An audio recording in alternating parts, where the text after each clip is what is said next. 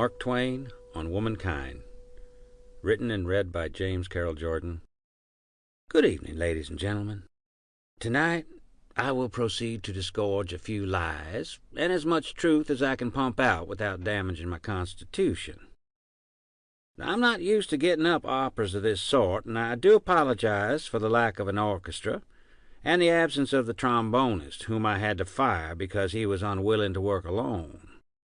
I'd like to reflect tonight upon the most cunningly wonderful thing God has created, woman. Because, ladies and gentlemen, I love all women, irrespective of age or color. Human intelligence cannot estimate what we owe to woman. Woman, who sews on our buttons, she mends our clothes, she ropes us in at church fairs, she confides in us, relays gossip about the neighbors, feeds us, looks after us, and puts up with us. She gives us good advice, and plenty of it. She soothes our aching brows, and bears us children, ours as a general thing. Why, look at the noble names of history. Look at Cleopatra. Look at Desdemona. Look at Joan of Arc. Look at Lucretia Borgia. Well, suppose we let Lucretia Borgia slide. Look at Lily Langtry. Look at Mother Eve. Well, you need not look at her unless you want to, but you see, I've always been greatly interested in the incident of Eve and the serpent, and thought Eve's calmness was perfectly noble. I have never heard of another woman who, being approached by a serpent, would not excuse herself and break for the nearest timber. People sometimes forget that Adam was not alone in the Garden of Eden, and doesn't deserve all the credit. Much is due to Eve, the first woman, and Satan, the first lawyer. Now, I know Adam ate the forbidden apple, but who gave it to him? Eve. The misfortune was that it wasn't the serpent that was forbidden, because Adam would have eaten the serpent and there'd have been no more trouble. This evening, I wish to discuss this theme of womankind in depth. In my travels around the world, I've had occasion to observe women of all colors, creeds, and disposition, and in my own humble way, I wish to give homage to them. During my first trip abroad, I saw, as I said, many women of different nation and hue. Well, some were attractive, but the majority were only sufficient in terms of comeliness. However, in Italy, one city I visited proved an exception to this rule, Genoa. I found I'd like to stay there. I'd rather go no further. There may be prettier women in Europe, but I doubt it. They certainly can't be so plentiful any place else. As I walked about, I scanned every female face that passed, and it seemed to me all were handsome. I never saw such a freshet of loveliness before. To be a belle in Genoa, a lady would have to be superhumanly beautiful. I don't see how a man of only ordinary decision of character could marry there, because before he could get his mind made up, he would fall in love with somebody else. I personally fell in love with 180 women in just one Sunday evening there, and yet I'm not of a susceptible nature. One of those girls I saw in the park in Genoa I cannot forget. She was very beautiful, and she had a cold in the head. She blew her nose continually, and the more she blew it, the more lovely she seemed to me. I could have asked for no other happiness on this earth than could I always be with that girl and see her blow her nose. I followed her about the park for an hour, trying to sum up courage enough, but I couldn't do it. I wanted to ask her to let me blow her nose for her once. Only just once. If I could have blown her nose for her only just one time, I could have been contented and cheerful all the days of my life. But I was too modest. Modesty has always kept me down in the world, and always will, I suppose. Still, I'd rather live there in Genoa than in, say, Turkey, Constantinople, with its dogs, its beggars, its ugly, overpriced mosques, its sultan who has over 800 wives and yet isn't happy. He is a perfectly unanswerable argument against matrimony. If a man can't be happy with 800 wives, what chance is there for him with only one? None in the world. Now, people tell me It makes a man happy to have a woman love him, and I used to be innocent enough to believe that until I went to Constantinople. No, theorizing is all very well, but facts and figures are better. If the love of just one woman could make a man so happy, what ought to be the natural result if he had the love of 800 of them? Why, he simply just couldn't stand so much bliss, that's all. He couldn't live through it. Such a deluge of deliciousness as that would be bound to swamp him. Travel has made me wise, and I warn the youth of today to beware of matrimony. It is a delusion and a snare. I have seen it under its most favorable aspect, and I ought to know whereof I speak. It is my deliberate judgment that any man, wouldn't be happy with 40,000 wives. The Sultan of Turkey talked to me like a father. He saw that I sympathized with him, and he opened up his heart and he told me all his troubles. He said, "Why, Governor, you can't imagine the expense and the bother that all these women cost me. Why, it isn't 15 minutes ago since my ugliest wife, and she is a spectacle to look at, number 642, I have forgotten her other name, was in here trying to get me to buy her $100,000 worth of jewelry. Oh, an ugly woman hasn't got any effrontery, you know." He whined about his trouble with his wife, number 644, who wanted a camel just like the one he got $5.99. And then there was a hair-pulling fight between number 422 and 764. And how his older wives were forming their own workers' union because he was giving his newest wives more attention, which is only natural. The Sultan cried to me about the gigantic bed needed to accommodate the harem, and the cost of clean linen. He reminded me of that Mormon, Brigham Young, who had similar problems out in his kingdom of Utah. Salt Lake City, to be precise. The home of the Latter-day Saints, stronghold of the prophets, and the capital of the only absolute monarchy in America.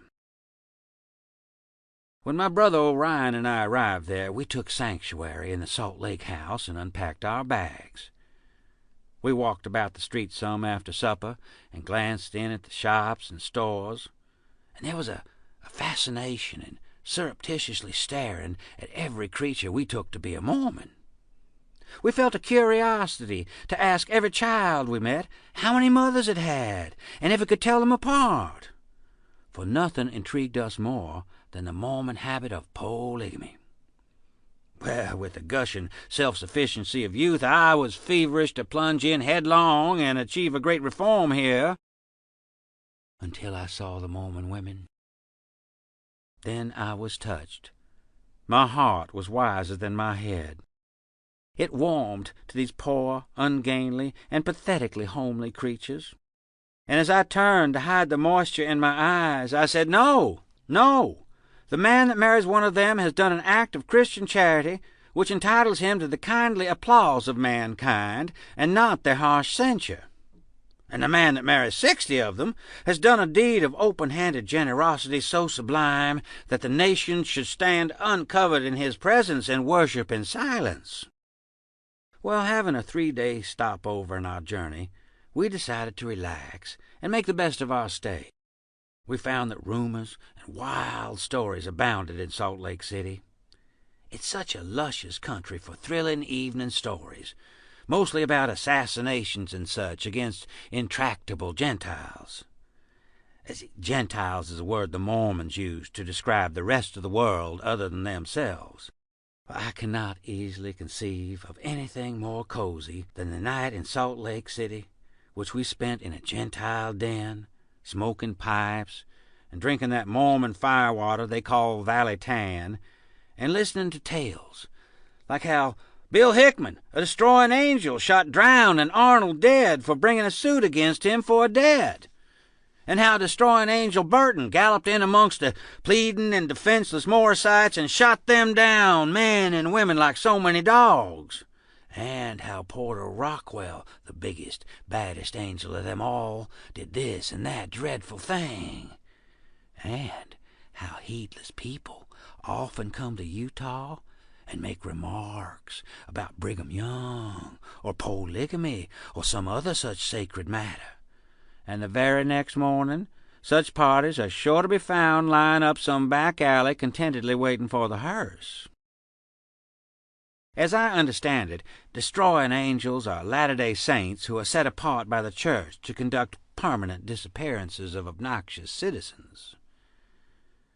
The next most interesting thing is to sit there and listen to those Gentiles talk about polygamy, and how some portly old frog of an elder or a bishop marries a girl, likes her, marries a sister, likes her, marries another sister, likes her, takes another, likes her, marries her mother, likes her, marries a father, grandfather, great-grandfather, and then comes back hungry and asks for more.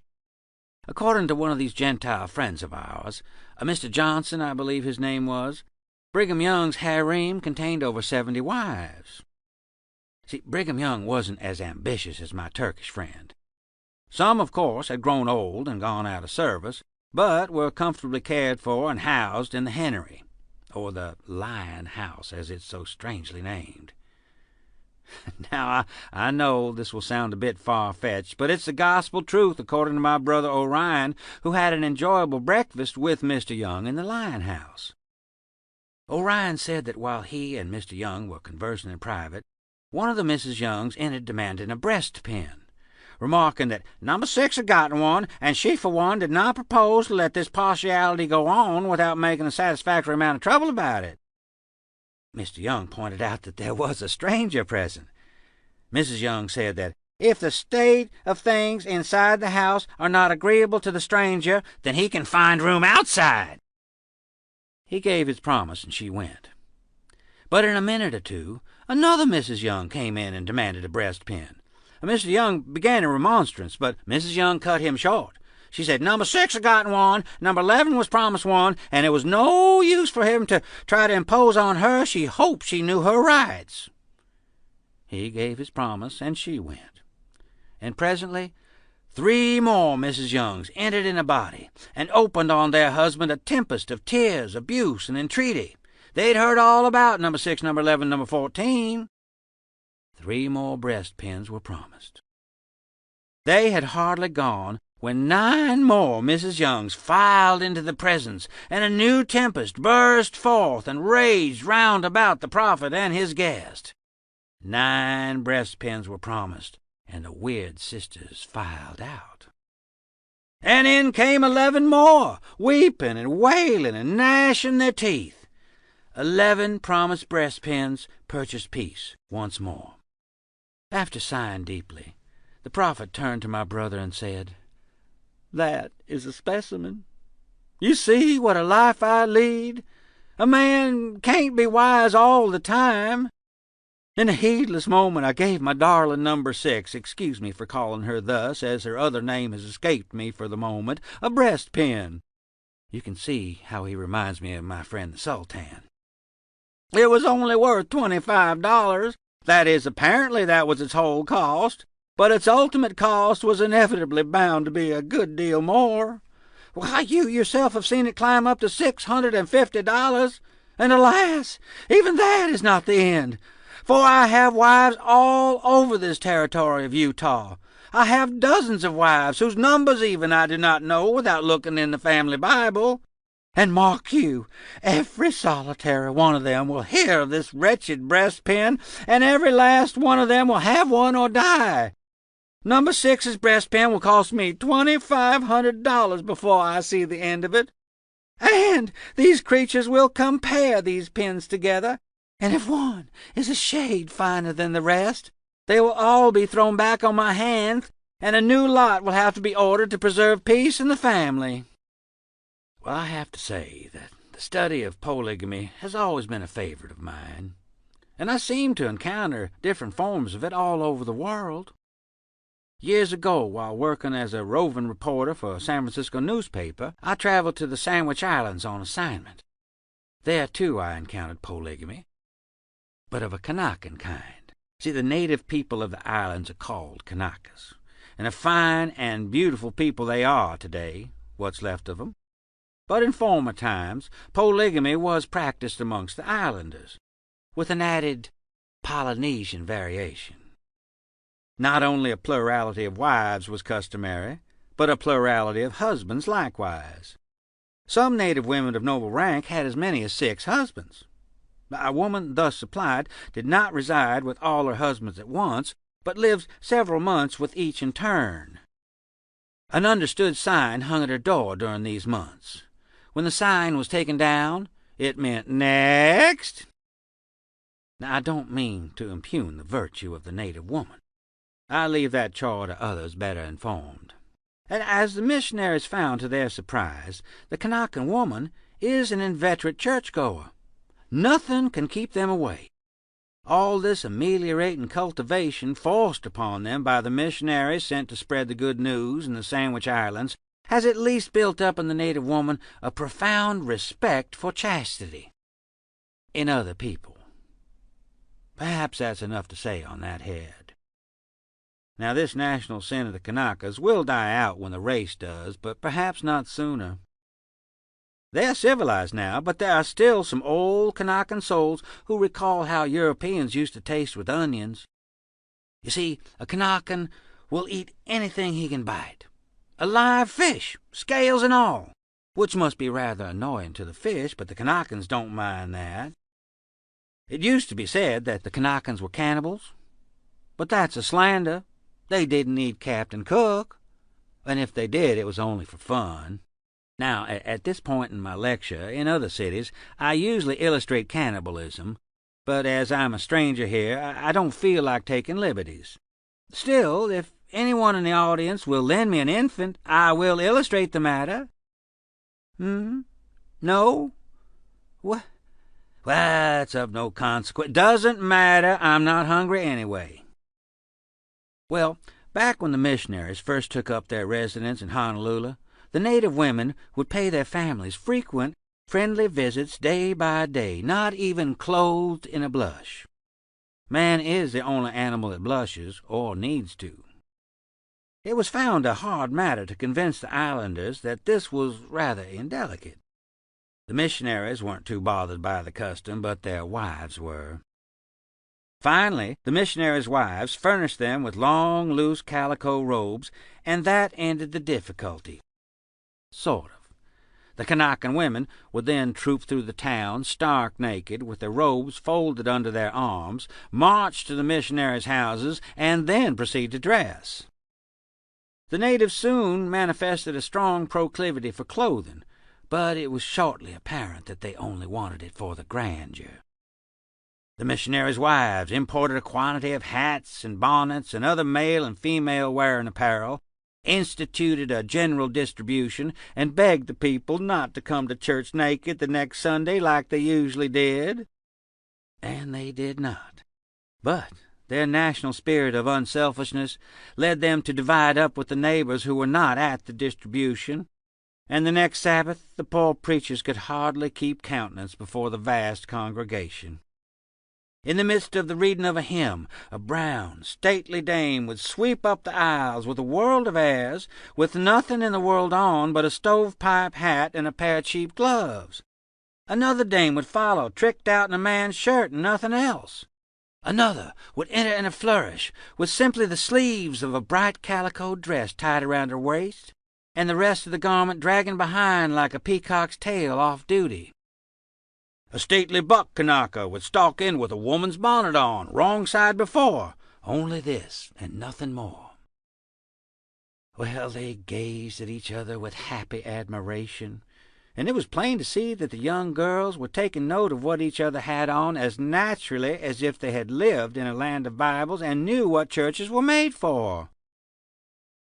The spectacle which the congregation presented was so extraordinary, and withal so moving, that the missionaries found it difficult to keep their mind on the text and go on with the services. I seem to recall their wives cutting the proceedings short. Now, I've heard from other visitors that in the rural districts of all the islands a traveler often comes upon parties of dusky maidens bathing in the streams or in the sea, without any clothing on, and exhibiting no very intemperate zeal in the matter of hiding their nakedness. Well, one sultry afternoon I was riding around the island of Maui on my faithful steed Oahu, and came across one such party. Coming out from the jungle, I observed 2 nude native young girls bathing in the sea, and said to myself, "Now there's a lovely pair of Kanakas." I then went over and sat down on their clothes to keep them from being stolen. I begged them to come out, for the sea was rising, and I was satisfied that they were running some risk. But they were not afraid, and to my disappointment they went on with their sport. While after a few hours of protecting their clothing, I remounted Oahu and resumed my journey much refreshed. I don't know why, but it always upsets my wife when I tell that story. But then, I'm sure I'm like many husbands here in this room. We are always upsetting our wife, for some reason or another. We don't want to, and we certainly don't try to, but we always seem to find a way to do so. Mrs. Clemens seems constantly to be offended by my behavior. I have spent the larger part of my life on my knees making apologies. In fact, my whole life is one long apology. Now, I can't speak for the rest of you gentlemen here tonight, but I have felt that there always has been 2 of me residing inside this one body. The one God made, and another one. The one God made is a sufficiently indifferent piece of work, but at least it's not a sham. All its parts are genuine. The other one is all sham. There is not a genuine fiber in it. It is the work of Mrs. Clemens. Now, it's not to be understood that she has made the original Sam Clemens over again, for any man who is not stupid knows that as God makes a man, so he remains. Teaching and training can alter the outside of him, but not the inside. Still, Mrs. Clemens does her best to make me over again, and always believes that she is making progress, and in the end will succeed. A pathetic error.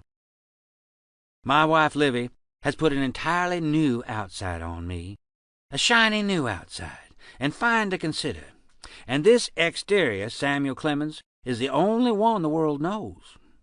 I myself am aware of the bogus one lurking just under my surface, and I truly detest his holy society, but he's an easy-going, lazy, soft character, and my wife isn't. The real Samuel Clemens, the inside Sam, the hidden Sam, is of an incurably low tone and wedded to low ideals. The outside Samuel, the one speaking to you now, is of a lofty tone, and with ideals which the angels in heaven might envy.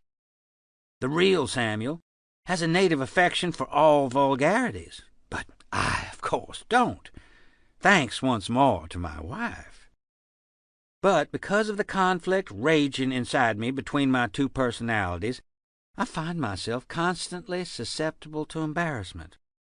I'm always blundering in some way or another, and most times am completely unaware of doing so. There's no hope for a person who's built like me, because there's no cure. No cure. If we could only know when we have committed a crime, then we could conceal it, and not go stupidly dribbling it out, circumstance by circumstance, into the ears of a person who will give no sign until the confession is complete.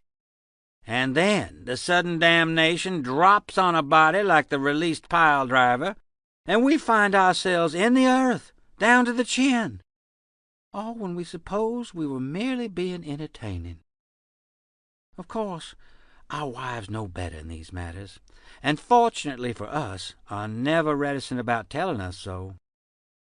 However, I don't wish to speak all night on the virtues of my good wife Livy, as she is shy and reserved, unless there's something that I must be told. Now, as I stated earlier, I'm here to give homage to all women.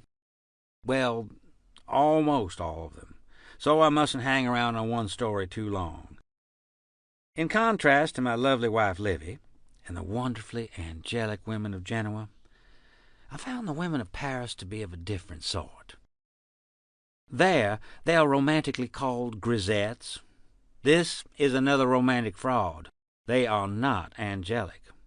If you let the travel books tell it, the grisettes of Paris were always so beautiful, so neat, so graceful, so gentle, so winning, so devoted to their poverty-stricken students of the Latin Quarter, and oh, so charmingly, so delightfully immoral. Stuff! For 3 or 4 days of our stay there, I was constantly saying to my guide, "Quick, Ferguson, is that a grisette?" And he always said no. He comprehended at last that I wanted to see a grisette. Then he showed me dozens of them. They were like nearly all the French women I ever saw. Homely. For a while there I thought I was back in Salt Lake City. These Parisian grisettes had large hands, large feet, large mouths. They had pug noses as a general thing. They combed their hair straight back without parting. And they had mustaches that not even good breeding could overlook. I knew by their looks that they ate garlic and onions. However, on the matter of excess facial hair, I cannot say that the French women hold the record. I found the winner to be working at the huge Jungfrau Hotel in the Swiss Alps. The table d'hôte was served by waitresses dressed in comely costumes of the Swiss peasants. It gave the wearer a singularly piquant and alluring aspect. Well, it didn't work, however, for our particular waitress. She was a woman of about 40, with side whiskers halfway down her jaw.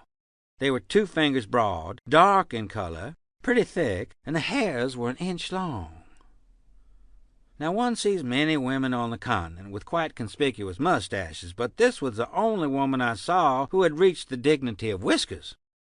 The Hotel Jungfrau was full of wonders, many of them not related to the majestic view of the Alps or to world-record female facial hair holders. It was there that I had under inspection the largest lady I have ever seen in private life. She was over 7 feet high and magnificently proportioned. What had called my attention to her was my stepping on an outlying flange of her foot and hearing from up towards the ceiling a deep "Pardon, monsieur, but you encroach." This was when we were coming through the hall, and the place was dim, and I could hardly see her. The thing that called my attention to her the second time was that at a table beyond ours were 2 very pretty girls, and this great lady came in and sat down between them and me and blotted out the view. She had a handsome face, and she was very finely formed. Perfectly formed, I should say. But she made everybody around her look trivial and commonplace. Ladies near her looked like children, and the men about her looked mean. They looked like failures, and they looked as if they felt so, too. She sat with her back to us. I never saw such a back in my life. I would have liked to have seen the moon rise over it. The whole congregation of diners waited, under one pretext or another, till she finished her dinner and went out. They wanted to see her at her full altitude, and they found it worth tarrying for. She filled one's idea of what an empress ought to be when she rose up in her unapproachable grandeur and moved superbly out of the room. I'm not sure why I tell that story, but if you'd seen the lady, you'd want to tell someone as well. I'm sure we have all had friends or acquaintances that have traveled abroad and returned home strangely altered in their speech. A friend of Mrs. Clemens spent 8 weeks in Paris, and then returned home addressing her dearest old bosom friend Herbert as Mr. Herbert. Then she would apologize and say, "It is so aggravating, but I can't help it. I have got so used to speaking nothing but French, my dear Herbert. Damn me, there it goes again. Got so used to French pronunciation that I can't get rid of it. It's positively annoying, I assure you." Well, this entertaining idiot, whose name was Sarah, allowed herself to be hailed 3 times in the street before she paid any attention. And then she begged 1,000 pardons and said, "Ah, I have grown so accustomed to hearing myself addressed as Madame Sarah, with a roll to the R, that I have forgotten the legitimate sound of my name." It's astounding what one can forget in 2 short months. Aside from her speech, Sarah, or rather Sarah, took to wearing a rose in her hair. She gave the French salutation, 2 flips of the hand in front of the face. She called Paris Paris in ordinary English conversation. She even carried envelopes bearing foreign postmarks protruding from her pocketbook. It is not pleasant to see an American thrusting her nationality forward obtrusively in a foreign land.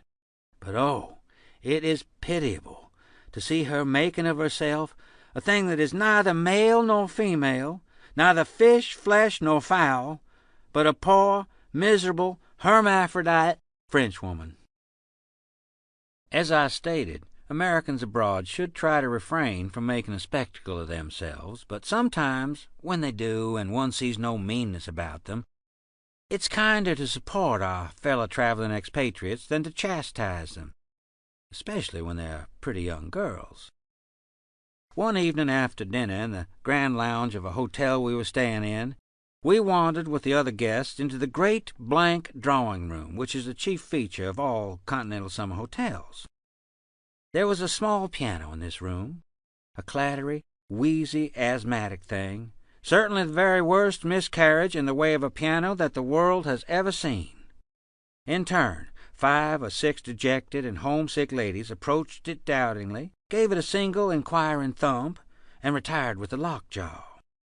But the boss of the instrument was to come, nevertheless, and from my own country, from Arkansas. She was a brand-new bride, innocent, girlish, happy in herself and her grave and worshipping stripling of a husband. She was about 18, just out of school, free from affectations, unconscious of that passionless multitude of travel-jaded diners around her, and the very first time she smote that old wreck, one recognized that it had met its destiny. Her stripling brought an armful of aged sheet music from the room, for this bride went heeled, as you might say, and bent himself over lovingly and got ready to turn the pages. The bride fetched a swoop with her fingers from one end of the keyboard to the other, just to get her bearings, as it were, and you could see the congregation set their teeth with the agony of it. Then, without any more preliminaries, she turned on all the horrors of the Battle of Prague, that venerable chivalry, and waded chin-deep in the blood of the slain. She made a fair and honorable average of 2 false notes in every 5. But her soul was in arms, and she never stopped to correct. The audience stood it with pretty fair grit for a while, but when the cannonade waxed hotter and fiercer, and the discord average rose to 4 in 5, the procession began to move. A few stragglers held their ground 10 minutes longer, but when the girl began to wring the true inwardness out of the cries of the wounded, they struck their colors and retired in a kind of panic. There was never a completer victory. I was the only non-combatant left on the field. I would not have deserted my countrywoman anyhow, but indeed I had no desires in that direction. None of us like mediocrity, but we all reverence perfection. This girl's music was perfection in its way. It was the worst music that has ever been achieved on our planet by a mere human being. I moved up close and never lost a strain. When she got through, I asked her to play it again. She did, with a pleased alacrity and a heightened enthusiasm.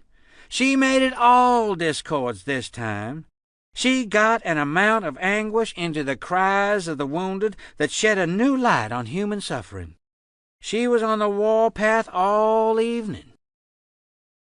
All this time, crowds of people gathered on the porches and pressed their noses against the windows to look and marvel, but the bravest never ventured in.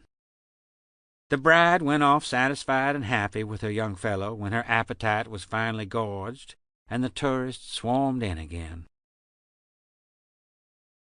Well, as you may have guessed by now, I did spend a lot of my traveling time admiring pretty young girls.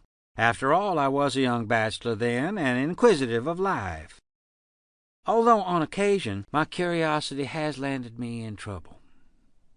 I happened to be having breakfast in Lucerne with a traveling companion when we spotted a beautiful young girl sitting with a party near us. I said she was 18. Harris said she was 20. The dispute between us waxed warm. Finally I said, "Well, there's one way to settle this matter. I will go and ask her." Now, of course, I had no real intention of doing so, but Harris seized upon my statement and dared me to go over and ask her, adding that he doubted that I had enough courage for the job. I responded hotly that I'm not afraid of any woman that walks. I will go and speak to this girl. Now, the thing I had in mind wasn't difficult. I meant to address her in the most respectful way and ask her to pardon me if her strong resemblance to a former acquaintance of mine was deceiving me. And when she should reply that the name I mentioned was not the name she bore, I meant to beg pardon again most respectfully and retire. There would be no harm done. I walked to her table, bowed to the gentleman, then turned to her and was about to begin my little speech when she exclaimed, "I knew I wasn't mistaken. I told John it was you. John said it probably wasn't, but I knew I was right. I said you would recognize me presently and come over, and I'm glad you did, for I shouldn't have felt very much flattered if you'd gone out of this room without recognizing me. Sit down, sit down, sit down. How odd it is. You are the last person I was ever expecting to see again." This was a stupefying surprise. It took my wits clear away for a moment. However, we shook hands cordially all around, and I sat down, but truly this was the tightest place I ever was in. I seemed to vaguely remember the girl's face now, but I had no idea where I'd seen it before or what name belonged with it. I immediately tried to get up a diversion about Swiss scenery to keep her from launching into topics that might betray that I didn't know her, but it was of no use. She went right along upon matters which interested her more. "Oh, dear, what a night that was, when the sea washed the forward boats away. Do you remember it?" "Oh, don't I?" said I. But I didn't. I wish the sea had washed the rudder and the smokestack and the captain away. Then I would have remembered her. "And don't you remember how frightened poor Mary was, and how she cried?" "Indeed I do," said I. "Dear me, how it all comes back." I fervently wished it would come back, but my memory was a blank. So I went on deeper and deeper into the mire, hoping for a chance clue, but never getting one. The unrecognizable continued with vivacity. "Do you know George married Mary after all?" "Why, no. Did he?" "Indeed he did. He said he did not believe she was half as much to blame as her father was, and I thought he was right, didn't you?" "Of course he was. It was a perfectly plain case. I always said so." "Why, no, you didn't, at least that summer."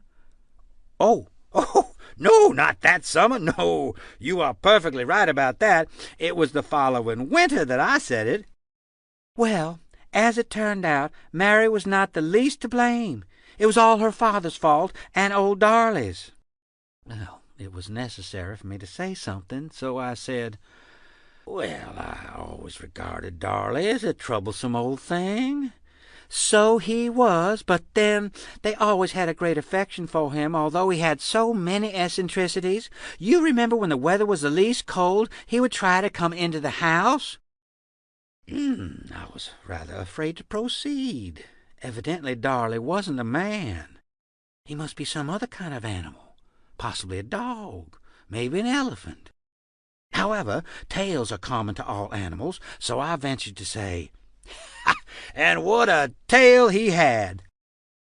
"One? He had 1,000!" This was bewildering. I didn't know quite what to say, so I only said, "Yes, he was rather well fixed in the matter of tails. For a Negro, and a crazy one at that, I should say he was," she said. Whew, it was getting pretty sultry for me. I said to myself, is it possible she is going to stop there and wait for me to speak? If she does, this conversation is blocked. A Negro with 1,000 tails is a topic which a person cannot talk upon fluently and instructively without more or less preparation. But here, to my gratitude, she interrupted my thoughts by saying, "Yes, when it came to tales of his crazy woes, there was no end to them if anybody would listen. His own quarters were comfortable enough, but when the weather was cold, the family was sure to have his company. Nothing could keep him out of the house. But they always bore it kindly, because he saved Tom's life years ago. You remember Tom?" "Oh, perfectly. Fine fellow he was, too." "Yes, he was. And what a pretty thing his child was."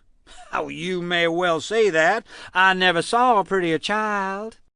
"Yes, I used to delight to pet it and dandle it and play with it." "So did I." "You named it. What was that name? I can't call it to mind." It appeared to me that the ice was getting pretty thin here. I'd have given anything to know what that child's sex was.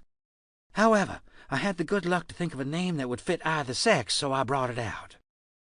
"I named it Francis." "From a relative, I suppose. But you named the one that died, too, the one I never saw. What did you call that one?" Well, I was out of neutral names, but as the child was dead and she'd never seen it before, I thought I might risk a name for it and trust to luck. Therefore I said, "Well, I called that one Thomas Henry." She said musingly, "That is very singular, very singular." I sat still and let the cold sweat run down. I wondered whether lightning was going to strike next. She was still ruminating over that last child's title, but presently she said, "Well, how I have enjoyed this talk over those happy old times, haven't you?" "I have never spent such a half-hour in all my life before," said I with emotion, and I could have added, "and I'd rather be scalped than spend another one like it." However, I was wholly grateful to be through with the ordeal, and was about to make my goodbyes and get out when the girl said, "But there's one thing that is ever so puzzling to me." "Why, what is that?" "That dead child's name. What did you say it was?" Here's another balmy place to be in. I'd forgotten that child's name. I hadn't imagined it would be needed again. However, I had to pretend to know anyhow, so I said, "Joseph William." She pursed her lips and looked confused. "That makes it more singular than ever," murmured my beautiful friend. "Does it? Why?" "Because when the parents speak of that child now, they always call it Susanne Amelia." That spiked my gun. I could not say anything. To go further would be to lie, and that I would not do. So I simply sat still and suffered, for I was being slowly fried to death in my own blushes. Presently the enemy laughed a happy laugh and said, "Oh, I have enjoyed this talk of old times, but you have not. I saw very soon that you were only pretending to know me, and so, as I had wasted a compliment on you in the beginning, I made up my mind to punish you, and I have succeeded pretty well. I'm glad to see that you knew George and Tom and Darley, for I just made them up. And I'm glad to learn the names of those imaginary children, too. One can get quite a fund of information out of you if one goes about it cleverly enough. Mary and the storm and the sweeping away of the forward boats were facts. All the rest fiction. Mary was my sister. Her full name was Mary Stuart. Now do you remember me?" And indeed I did. The memory came washing over me like the waves that washed the forward boats away. I decided to retire from the field at once. I stood and bowed to the smiling gentleman at her table, and I said, "I sincerely beg your pardon. Let's fly the flag of truce, with the understanding that I am conquered and confess it." I quickly took my leave of Miss Stuart and her party. I called her thus because I was afraid to inquire further on any matter whatever pertaining to this young woman, although I do recall one encounter I had on that particular cruise. In fact, it was the only thing that I had remembered about that trip, aside from the great unrecognizable Stuart. It was when we stopped off in Dubrovnik, in the Adriatic Sea. I recall it was very hot, and there being a beautiful beach nearby, and many cheerful Balkans were splashing and swimming, I decided to bathe in the sea. Now, I have often thought that our style of bathing was rather reserved than otherwise, and lacked many elements of cheerfulness. Well, you cannot say that of the Dubrovnik style of bathing. The men and women and boys and girls all go in together. The men don't wear anything at all, and the boys don't, and the little girls don't, and the young women and the old women usually wear a single white thin garment with ruffles round the top of it and short sleeves. Now, this would be a very good apology for a bathing dress, if it would stay down. But it don't do it. It will float up around their necks in the most scandalous way. And the water is clear, and yet they don't seem to know enough to kick up the mud at the bottom. I was never so outraged in my life. At least 100 times in the 7 hours I stayed there, I would have just got up and gone away from there disgusted if I had any place to go to. Well, several times I had a mind to go anyhow. Why, those young ladies thought no more of turning somersaults in the water when I was not looking than nothing in the world. Incensed as I was compelled to look most of the time during this barbarous exhibition, because it forced them to make a show of modesty at least. Yet it wouldn't have even accomplished that if they hadn't been so fond of show naturally. Well, you can't conceive of it. It was awful. But sometimes my outraged feelings were crowded down by my fears for the safety of those young girls, much like I feared for the lovely pair of Kanakas I came across in the Sandwich Islands. Those Balkan girls were so reckless.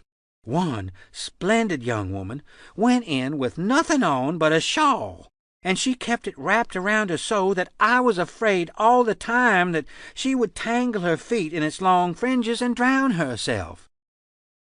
My solicitude became so unbearable at last that I went and signified to her that if she wanted to take off her shawl, I would hold it for her.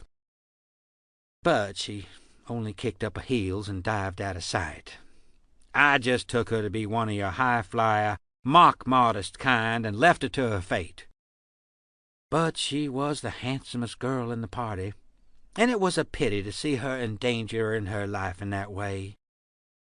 I said to my friend Brown, "It makes my heart bleed to look upon this hallowed scene." "We better go then," he said. "If you stay here 7 more hours, you might bleed to death." So we went away. But it was marvelously cheerful bathing. Now, I remember one of the strangest women I ever met, and it was in the western part of America. I ran across her while I was journeying by stagecoach from St. Louis to Virginia City, Nevada, with my brother Orion. For a good part of the trip we had the coach all to ourselves. But one evening after supper a woman got in who lived about 50 miles further on. Now, apparently she was not a talkative woman. She would sit there in the gathering twilight and fasten her steadfast eyes on a mosquito rooting into her arm. And slowly she would raise her other hand till she'd got his range, and then she would launch a slap at him that would have jolted a cow. And after that she would sit and contemplate the corpse with tranquil satisfaction, for she never missed her mosquito. She was a dead shot at short range. She never removed a carcass either, but left 'em there for bait. Well, I sat by this grim sphinx and watched her kill 30 or 40 mosquitoes. Watched her and waited for her to say something, anything, but she never did. So I finally opened the conversation myself. I said, "The mosquitoes are pretty bad about here, madam." "You bet." "What did I understand you to say, madam?" "You bet." Then she cheered up and faced round and said, "Danged if I didn't think you fellows was deef and dumb, I did, b'gosh. Here I sot a bustin' mosquitoes and wonderin' what was ailin' you. First I thought you was sick or crazy or something. Then by and by I began to reckon you was a passel sickly fools that couldn't think of nothing to say. Where do you come from?" The Sphinx was a Sphinx no more. The fountains of her great deep were broken up, and she reigned the 9 parts of speech 40 days and 40 nights, metaphorically speaking. How we suffered and suffered and suffered. She went on, hour after hour, till I was sorry I ever opened the mosquito question and gave her the start. She never did stop again until she got to her journey's end towards daylight, and then she stirred us up as she was leaving the stage, for we were nodding by that time, and said, "Now, you get out of Cottonwood, you fellas, and lay over a couple days, and I'll be along sometime tonight, and if I can do you any good by edging in a word now and then, I'm right there." Now, folks will tell you that I've always been kind of offish and particular for a gal that's been raised in the woods, and I am, with a ragtag and bobtail, and a gal has to be if she wants to be anything. But when people comes along, which is my equals, well, I reckon I'm a pretty sociable heifer after all.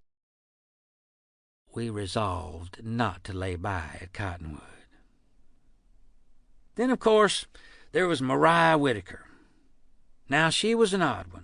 But don't get me wrong, she had a heart like a bullock, just as good and sweet and lovely and generous as the day is long. If she had a thing and you wanted it, you could have it. Have it and welcome. Why, Maria Whittaker couldn't have a thing and another person need it and not get it. Get it and welcome.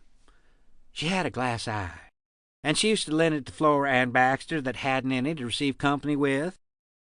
Well, Flora Ann was pretty large, and it didn't fit.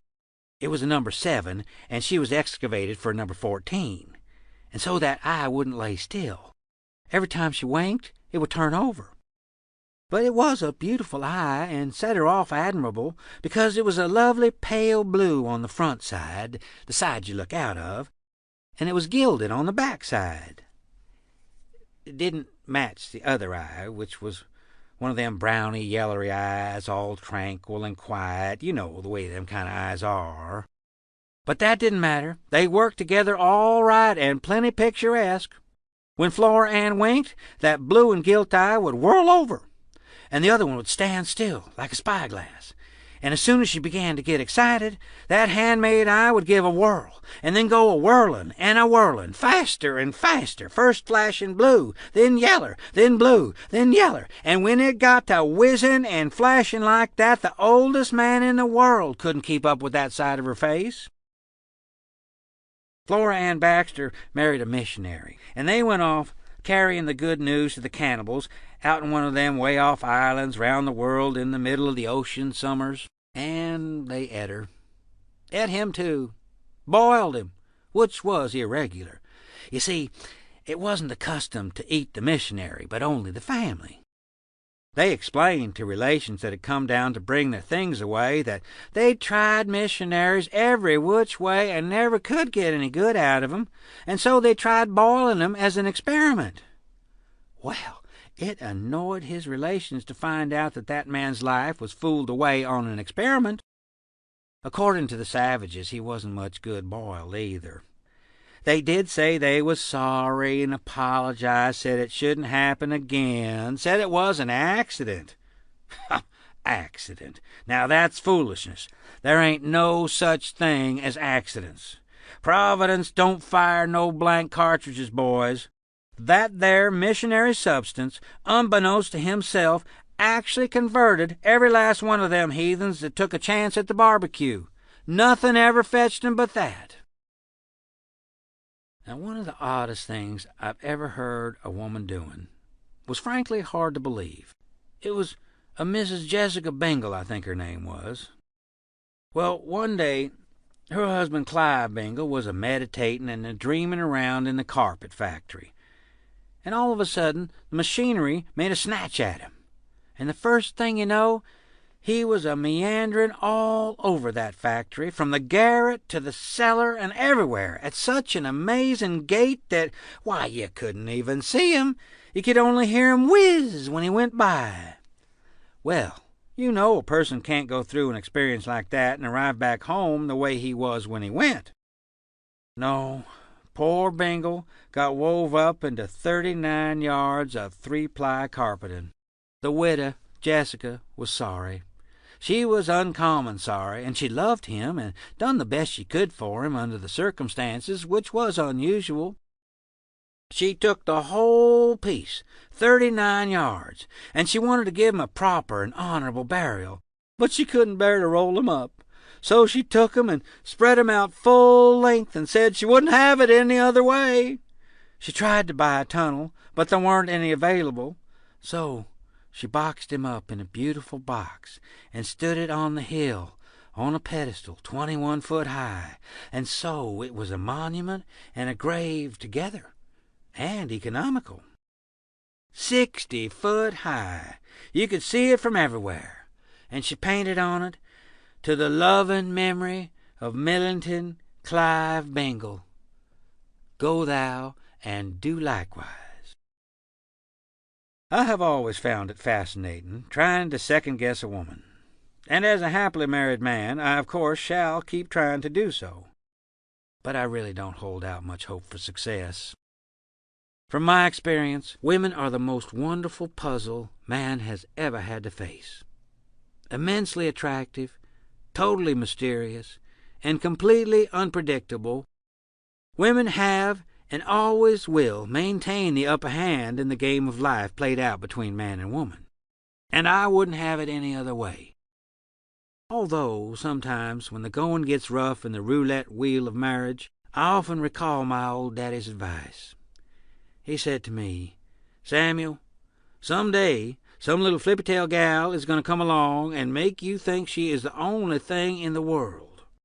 And you know what you do, son? You run." Thank you, ladies and gentlemen.